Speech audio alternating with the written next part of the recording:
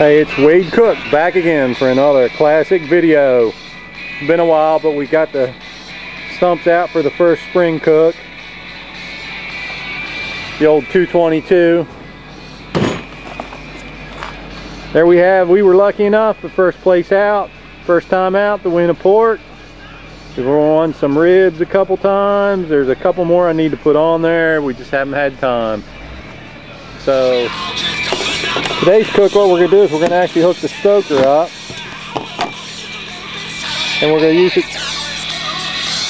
we're going to control it with the old trusty iPhone, which is playing music right now. But so what I'm going to need is I'm going to need the stoker unit made by Rock's Barbecue,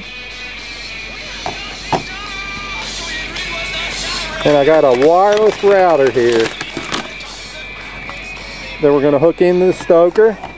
That's going to provide us a network to hook up to the iPhone. And here's some other probes and stuff, which I'll hook up here in a minute. Alright folks, we're back. What I've done here is I've set up my stoker. I've put the pit sensor on the third rack. I'm going to be putting a brisket on the second rack and a couple butts on the top. Up here I have my stoker unit, and I have my 3 meat probes just hanging there until it's ready to go. But what I wanted to show everybody was basically how you hook the stoker up to a wireless router, and then you control it with the iPhone. Doesn't get any easier than that. So what I have here is basically a Ethernet cable that runs from the back of the stoker into the back of this is an older Netgear RangeMax wireless router. The router's already on, and what I'm going to do now is I'm going to go ahead and power up the stoker unit. Even though we don't have any meat or anything, this will at least give you an idea how to hook it up and how to control it. I have to zoom in on the display and hopefully we'll be able to see something. Right there we can see that the stoker unit's up, and it says main temp control. Previously to doing this, I hooked the router up, plugged it in, and just using the documentation that came with it, I went ahead and hit it up with my laptop, wireless laptop, and then renamed my network to SCS Net, Scenic City Smokers Network. And that way when I get my iPhone up, I'll know what network to hook to and go to it from there.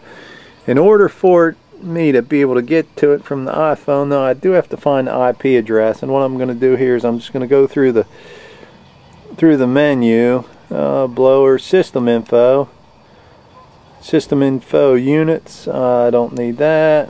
IP address. What I'm going to do here is I'm going to go ahead and tell it to select that. What it's giving me is the IP of 192.168.1.3.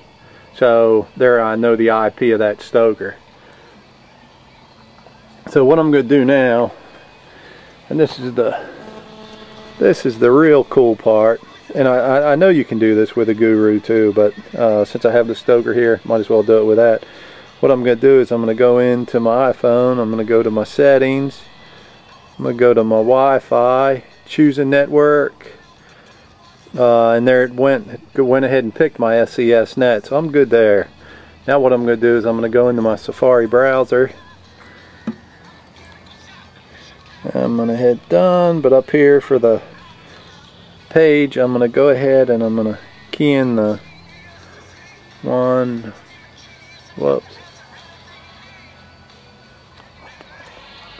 basically what I've done is I've keyed in my IP address there on my iPhone, 192.168.1.3, which matches that of the stoker.